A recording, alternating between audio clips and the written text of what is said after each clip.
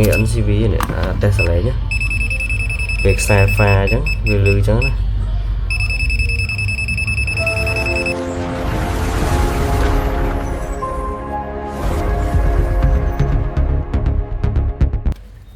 chúng tôi số bong bóng tỏ kia ngày đến đây nhung đang phơi video này nó một bìa biển đi cả vọt lớn mùi nằng ôm mệt hơi ởนี้យើងកំពុងតែធ្វើការដាក់ថ្មទៅលើអូម៉ែតរបស់យើងសិនដោយសារអូម៉ែតរបស់យើងគឺអូម៉ែតថ្មីអញ្ចឹងប្រហែលបន្តគ្នាសម្រាប់ថ្មគឺប្រើប្រាស់ប្រភេទថ្ម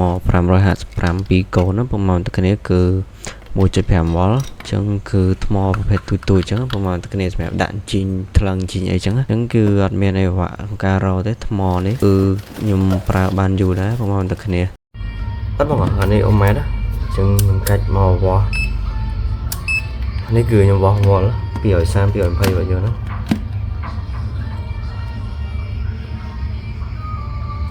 គឺវ៉ុលគឺដំណើរការធម្មតា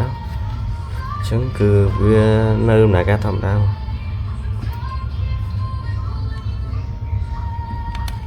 នេះដោយសារវាសេដិត220ហើយយើងបើកភ្លើងបាននេះចុចកណ្ដាលនេះមកភ្លឺបើកភ្លើង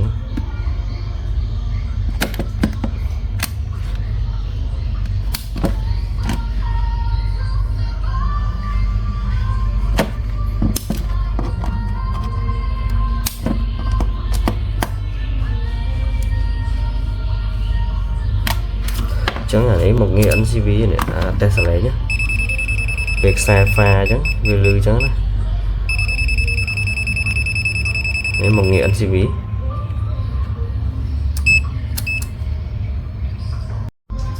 ហើយខ្ញុំបោះថ្មពើ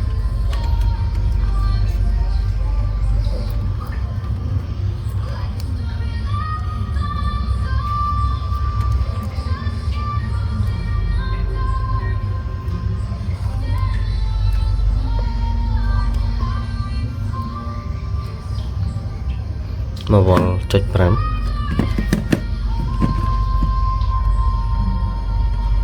ដូចបងឃើញហ្នឹងមកវ៉ុលចុច5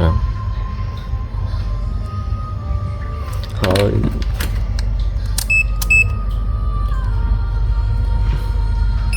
នេះអូមនេះយ៉ូតនេះស្លេងនេះគឺបោះស្លេង